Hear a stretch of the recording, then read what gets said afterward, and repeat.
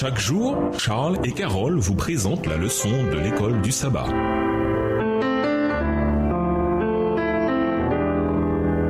Bienvenue à notre émission. Dieu nous parle. Voilà la leçon de lundi. Moment inoubliable à la synagogue.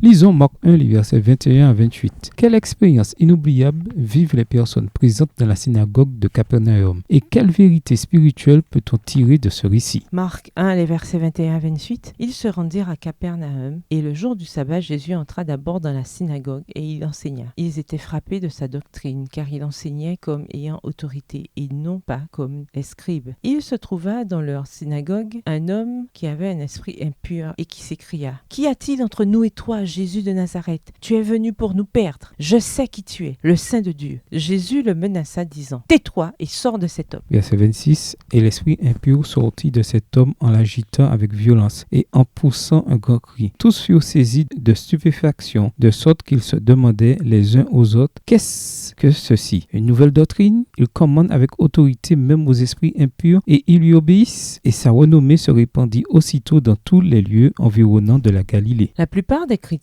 vivent des moments inoubliables dans leur marche chrétienne. La décision de suivre Jésus le jour de leur baptême, une prédication percutante pendant laquelle ils ont ressenti la présence de Dieu. Non seulement certains de ces moments peuvent être inoubliables, mais ils peuvent aussi changer leur vie à jamais. Ce fut sans doute aussi le cas pour certains habitants de Capernaum pendant le sabbat décrit dans Marc le chapitre 1. Ils étaient ébahis de son enseignement car il enseignait comme quelqu'un qui a de l'autorité et non pas comme les scribes. Marc 1 verset 22. Tandis que Jésus enseignait, un homme possédé, sans doute touché par la puissance de l'enseignement de Jésus, s'écria: « Pourquoi te mêles-tu de nos affaires, Jésus le Nazaréen? Es-tu venu pour notre perte? Je sais bien qui tu es, le Saint de Dieu. » Marc 1 verset 24. Et Jésus chassa le démon. Réfléchissez aux implications de ces paroles prononcées par le démon. D'abord, il reconnaît que Jésus est le Saint de Dieu. Il reconnaît que Jésus est le Saint envoyé de Dieu, par opposition aux armées impures et impies de Satan. On s'attend, dans un cadre culturel, à trouver des choses et des gens saints, et non des choses impies et impures. Il y a donc dans cette histoire un contraste saisissant entre les forces du bien et les forces du mal. On peut voir ici la réalité de la grande controverse. Les gens ne savent peut-être pas encore qui est Jésus, mais le démon, lui, le sait, et il le reconnaît en public. Ensuite, l'ordre que Jésus donne au démon de sortir de l'homme est compréhensible. Mais pourquoi lui dit-il « tais-toi » ? C'est le point de départ d'un motif remarquable. Jésus qui demande de garder le silence sur son identité. En théologie, on appelle cela le secret messianique. Cette demande de Jésus est logique si l'on prend en compte les connotations politiques des attentes messianiques de son époque. Il était risqué d'être un messie. Pourtant, ces demandes sont associées à des révélations évidentes de qui est Jésus, ce qui deviendra clair par la suite. C'est que l'identité de Jésus ne peut rester cachée et la vérité sur son identité devient le cœur du message évangélique. Les gens ont besoin de savoir qui est Jésus, mais pas seulement. Ils doivent aussi prendre une décision quant à sa venue et à ce qu'elle signifie pour eux. Dans notre volonté de témoigner, quand est-il peut-être plus prudent de ne pas présenter tout ce que nous croyons concernant la vérité présente? Au revoir. Et à demain si Dieu veut.